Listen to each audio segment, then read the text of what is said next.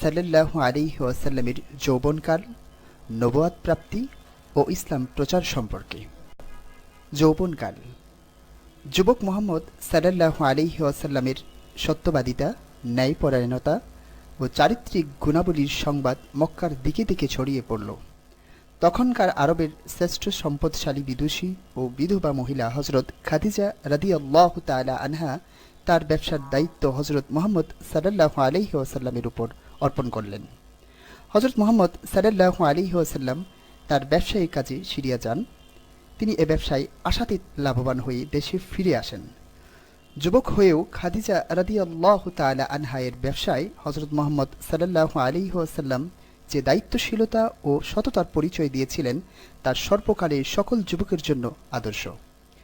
খাদিজা হজরত মুহাম্মদ সাল্লাল্লাহু আলাইহি ওয়াসাল্লামের গুণাবলী পর্যবেক্ষণ করার জন্য তার অত্যন্ত বিশ্বস্ত কর্মচারী মাইসারাকে মুহাম্মদ সাল্লাল্লাহু আলাইহি ওয়াসাল্লামের সাথে সিরিয়া পাঠান। মাইসারা সিরিয়া থেকে ফিরে এসে হজরত মুহাম্মদ সাল্লাল্লাহু আলাইহি ওয়াসাল্লামের চারিত্রিক গুণাবলীর বর্ণনা হজরত খাদিজাকে দেন। তাতে মুগ্ধ হয়ে খাদিজা নিজেই হজরত মুহাম্মদ সাল্লাল্লাহু আলাইহি ওয়াসাল্লামের বিবাহের প্রস্তাব পাঠান।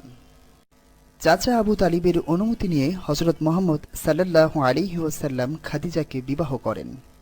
এ সময় মুহাম্মদ সাল্লাল্লাহু আলাইহি ওয়াসাল্লামের বয়স ছিল 25 বছর, আর হজরত খাদিজা রাদিয়াল্লাহু তাআলা আনহা এর বয়স ছিল 40 বছর।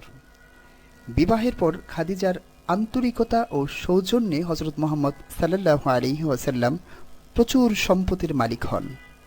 কিন্তু হজরত মুহাম্মদ সাল্লাল্লাহু আলাইহি ওয়াসাল্লাম এ সম্পদ নিজের ভোগ বিলাসে ব্যয় না করে অসহায়, দুঃখী, পীড়িত ও গরিব মিসকিনদের সেবায় ব্যয় করেন। আজকের সমাজে আমরা যদি মহানবী হজরত মুহাম্মদ সাল্লাল্লাহু আলাইহি ওয়াসাল্লামের ন্যায় আত্মমানবতার সেবায় সম্পদ ব্যয় করি, তাহলে সমাজের দুস্থ, অসহায় ও গরিব দুঃখীদের কষ্ট লাঘব হবে, সমাজে শান্তি বিরাজ করবে।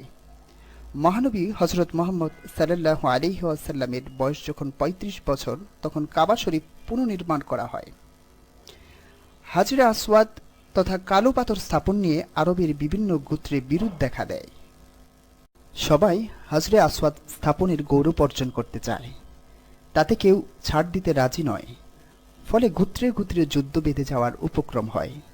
অতঃপর সকলে এই সিদ্ধান্তে উপনীত হয় যে পরের দিন সর্বপ্রথম যে ব্যক্তি কাবা ঘরে প্রবেশ করবে তার ফয়সালা মেনে নেওয়া হবে।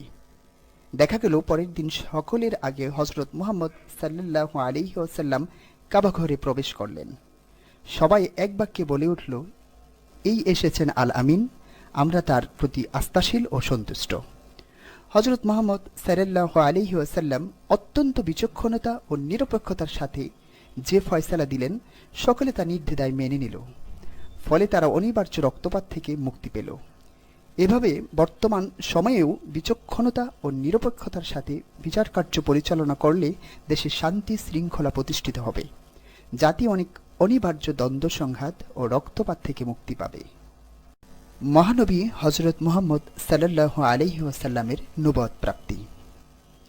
হজরত খাদিজা রাদিয়াল্লাহু তাআলা আনহা এর সাথে বিবাহের পর হজরত মুহাম্মদ সাল্লাল্লাহু আলাইহি ওয়াসাল্লাম মক্কার অদূরে হেরা পর্বতের গুহায় গভীর ধ্যানে মগ্ন থাকতেন।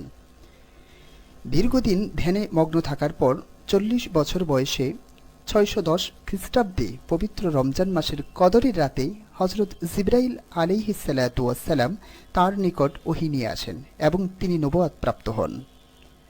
হজরত জিবরাইল আলাইহিস সালাতু ওয়াসসালাম বলেন, ইকরা বিসমি রাব্বিকাল্লাযী খলাক, অর্থ পড়ুন আপনার প্রভুর নামে যিনি সৃষ্টি করেছেন। সূরা আলাক আয়াত 1। উত্তরে মহানবী হজরত মুহাম্মদ সাল্লাল্লাহু আলাইহি ওয়াসাল্লাম বলেন, আমি পড়তে জানি না। হজরত জিবরাইল আলাইহিস সালাতু ওয়াসসালাম তাকে জড়িয়ে ধরে বললেন, পড়ুন। তিনি বললেন, আমি পড়তে জানি না। এভাবে 3 বার প্রিয় নবী হজরত মুহাম্মদ সাল্লাল্লাহু আলাইহি ওয়াসাল্লামকে জড়িয়ে ধরলেন। অতঃপর তৃতীয়বারের সময় তিনি পড়তে সক্ষম হলেন। বাড়ি ফিরে হজরত মুহাম্মদ সাল্লাল্লাহু আলাইহি ওয়াসাল্লাম হজরত খাদিজা রাদিয়াল্লাহু তাআলা আনহার নিকট সব ঘটনা খুলে বললেন এবং জীবনের আশঙ্কা করলেন। তখন হজরত খাদিজা রাদিয়াল্লাহু তাআলা আনহা তাকে সান্ত্বনা দিয়ে বললেন, না, কখনো না। আল্লাহর শপথ, তিনি আপনাকে কখনো অপদস্থ করবেন না, কারণ আপনি আত্মীয়তার সম্পর্ক রক্ষা করেন, দুস্থ ও দুর্বলদের থাকা খাওয়ার ব্যবস্থা করেন, নিঃস্ব ও অভাবীদের উপার্জনক্ষম করেন, মেহমানদের সেবা যত্ন করেন এবং প্রাকৃতিক দুর্যোগে সাহায্য করেন।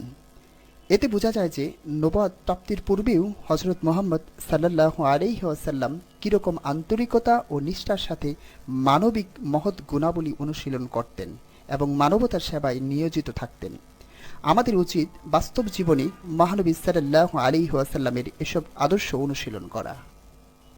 মহানবী সাল্লাল্লাহু আলাইহি ওয়াসাল্লামের ইসলাম প্রচার। নবুয়ত প্রাপ্তির পর মহানবী হযরত মুহাম্মদ সাল্লাল্লাহু আলাইহি ওয়াসাল্লাম বিপদগামী মক্কাবাসীর নিকট ইসলাম প্রচার আরম্ভ করেন। তিনি ঘোষণা করেন, আল্লাহ ব্যতীত আর কোনো উপাস্য নেই এবং হযরত মুহাম্মদ সাল্লাল্লাহু আলাইহি ওয়াসাল্লাম আল্লাহর রাসূল। তিনি আরও ঘোষণা করেন, ইসলামই আল্লাহর একমাত্র মনোনীত ধর্ম।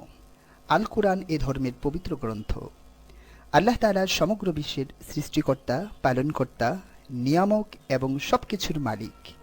তিনি সকল সৃষ্টির জীবন ও মৃত্যুদানকারী। প্রথম ৩ বছর তিনি গোপনে তার আত্মীয় স্বজনকে ইসলামের দাওয়াত দিলেন। পরে আল্লাহর নির্দেশে প্রকাশ্যে ইসলামের পথে দাওয়াত দেওয়া শুরু করলেন। এতে মূর্তি পূজারীরা তার বিরোধিতা আরম্ভ করল। নবীকে তারা ধর্মদ্রোহী, পাগল বলে ঠাট্টা বিদ্রুপ করতে লাগল। তারা তার উপর শারীরিক, মানসিক নির্যাতন চালালো, পাথর ছুঁড়ে আঘাত করল, আবর্জনা নিক্ষেপ করল, অপমানিত ও লাঞ্ছিত করল। মহানবী হযরত মুহাম্মদ সাল্লাল্লাহু আলাইহি ওয়াসাল্লামকে নেতৃত্ব, ধন সম্পদ ও সুন্দরী নারীর লোভ দেখালো। তিনি বললেন, আমার এক হাতে চন্দ্র আর অন্য হাতে সূর্য এনে দিলেও আমি এই সত্য থেকে বিরত হব না। সত্য প্রচারে মহানবী হযরত মুহাম্মদ সাল্লাল্লাহু আলাইহি ওয়াসাল্লাম যে আত্মত্যাগ